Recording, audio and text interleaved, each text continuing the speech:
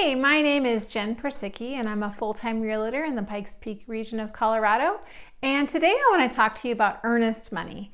Earnest money is something that a lot of buyers are not sure about and want to know more about. So if you are a buyer thinking about buying or selling, thinking about buying or investing in real estate now or in the future, this video is for you. So what is earnest money? Earnest money is basically just a good faith deposit. It is something telling the seller, hey, I'm committed to buying your home. And some things that you need to know about earnest money. Earnest money is hard money. You need to be prepared to write a check or a cashier's check or have your funds wired. It's hard money. And it's usually due within 72 hours of a mutually accepted contract. So you need to have it ready to go if you're thinking about putting in offers on homes.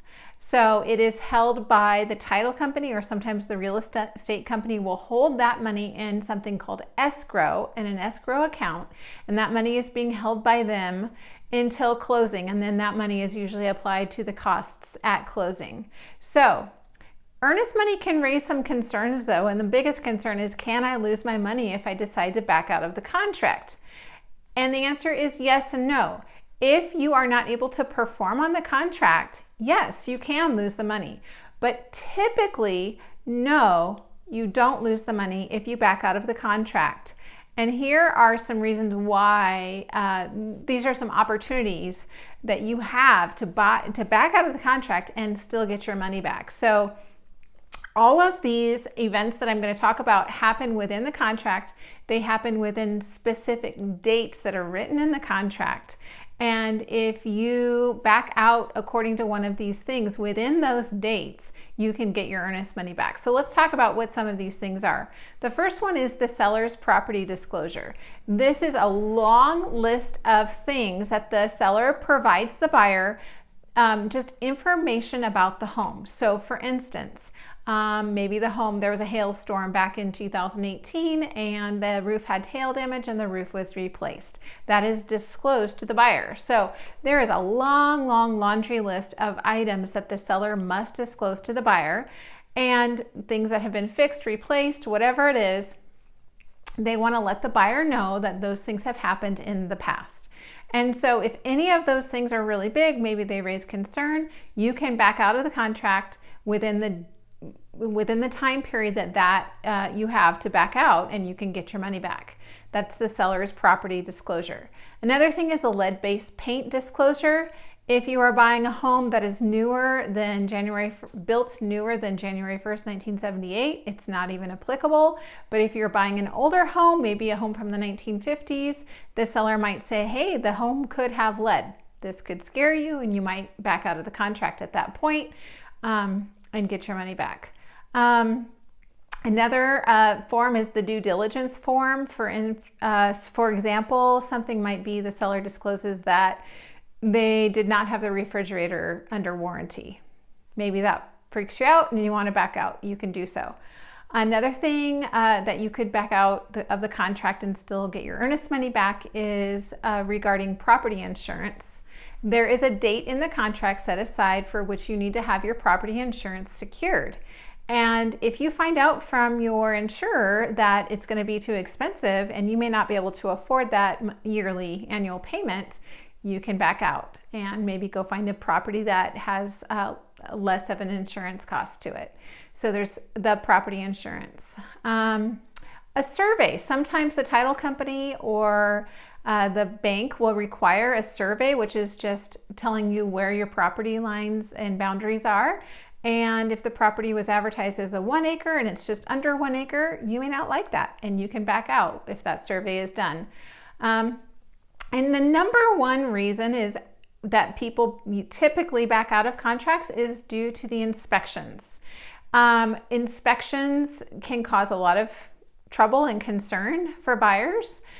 When issues come up in an inspection, sometimes they're really big issues, and if the seller is not willing to take care of those issues, the buyer can back out of the contract. So inspections are a pretty big deal, and as I talked about in a former video that I put out, inspections are probably the most important part of the buying process, and they're a really big deal when it comes to choosing to continue on in the contract or choosing to bow out. So another opportunity for you to bow out of the contract is in regards to HOAs. If the neighborhood you're buying in has an HOA, the seller is required to provide you with the HOA documents. And you would want to read through those documents and find out what the HOA rules and guidelines are. And sometimes there may be something in there that you don't like. For example, if you were intending to paint your house pink and they say no pink houses, you might back out of the contract for that. Another area in which you could back out is in regards to the title. The title company could find out that there is a lien on the property, there's an encumbrance to the title, that might scare you. You might be able to back out for that. Contingencies. Sometimes you put a contingency on the contract. For example, a common contingency would be that you need to sell the house you're currently living in. Let's say that house doesn't sell right away and you're not able to continue on with the purchasing of this new property. You're able to back out by a certain date that's listed in the contract based upon that contingency. The second to last one is appraisal. Sometimes a home, the bank has an appraisal done and the home appraises for less than what you offered, but the sellers aren't willing to take less, and so you don't want to pay more than what the appraisal is, so you back out. And finally, the last one is loan availability. At the very end of the contract, the loan is going to be coming to a close and being tied up. All the loose ends are tied up with the loan, and there may be a change in the loan where you have to pay more points or you have to pay more of a percentage, and you can't afford it or you don't want to pay that much, and so you're able to back out because really the loan you thought you were going to have is no longer available to you. So again, all of these opportunities are based on the contract's dates and deadlines.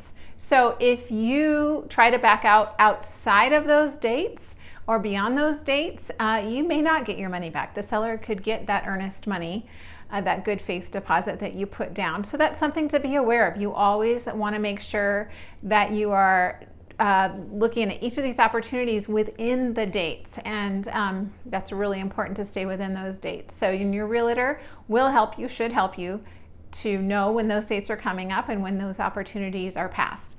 So I hope this information has been valuable to you. If you have any questions about it, please feel free to leave a question in the comments below. And as always, it would mean the world to me if you hit like and subscribe. I'm putting out new content weekly that hopefully is helpful to you regarding buying and selling and investing in real estate. I'm also putting out content about our local Colorado Springs area. So again, my name is Jen Persicki with Persicki Real Estate and powered by Keller Williams Client's Choice. I hope you have a great day. Thanks again for watching. Bye-bye.